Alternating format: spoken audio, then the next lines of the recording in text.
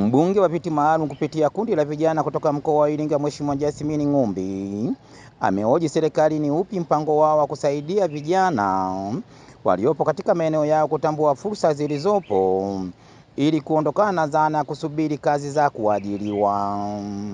Akijibu swali hilo, waziri wa vijana Mheshimiwa Joel Nanauka amesema serikali inaendelea kuboresha mifumo ya mawasiliano na ushirikishwaji wa vijana kupitia vyombo mbalimbali ili kuongeza uelewa wa vijana katika ushiriki wao katika baraza la vijana.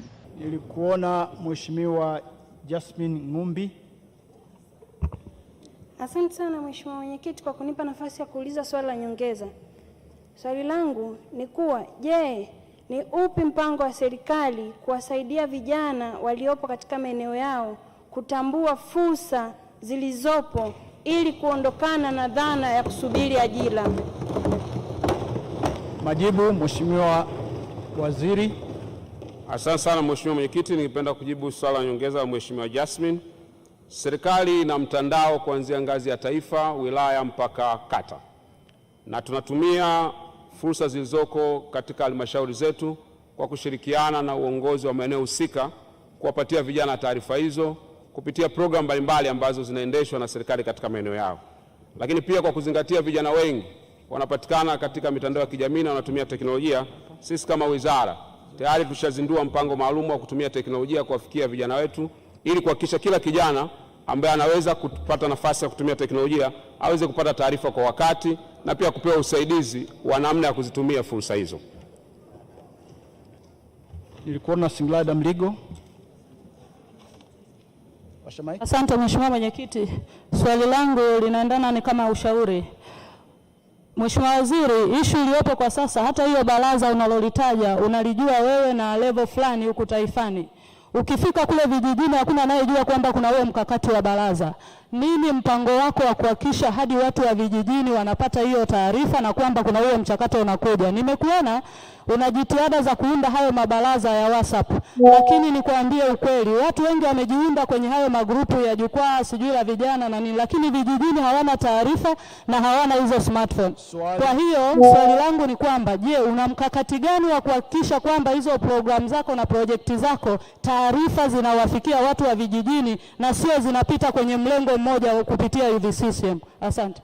Majibu, Mheshimiwa Naibu Waziri. Asante sana Mheshimiwa Mwenyekiti, ningependa kujibu swali la nyongeza Mheshimiwa Mligo. Kwanza ningependa kutoa taarifa kwamba baraza linalozungumziwa hapa kwa mujibu wa sheria bado halianza kufanya kazi. Kilichoanza ni majukwaa ya vijana ili kuendelea kupata maoni yao na kusikia mawazo yao katika ujenzi wa nchi yetu.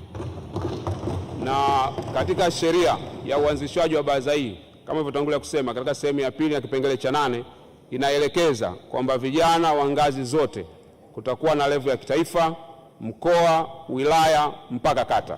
Kwa hiyo ningependa nimhakikishie Mheshimiwa mbunge kwamba baraza hili litakapoanza halitakuwa baraza la kutumia WhatsApp wala baraza la kutumia Facebook. Ni baraza litakalogusa maisha ya kila kijana wa nchi hii.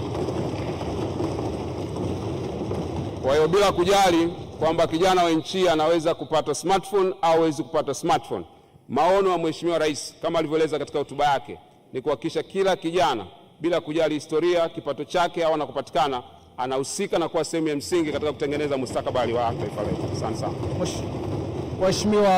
Mheshimiwa Waziri, tunakushukuru kwa majibu yako kwa waheshimiwa wabunge. Waheshimiwa, tunaendelea. Wizara ya Ujenzi, Mheshimiwa Haideri Hussein Gulamali, mbunge wa Ilongero. Swali linauliza, serikali ina mpango gani wa kukamilisha ujenzi wa barabara ya kutoka Igauri Ilongero Haydom Manyara kilomita 11.5 kwa kiwango cha lami? Swali hilo linakwenda kupatiwa majibu na Mheshimiwa Naibu Waziri Mhandisi Godfrey Kasekenya.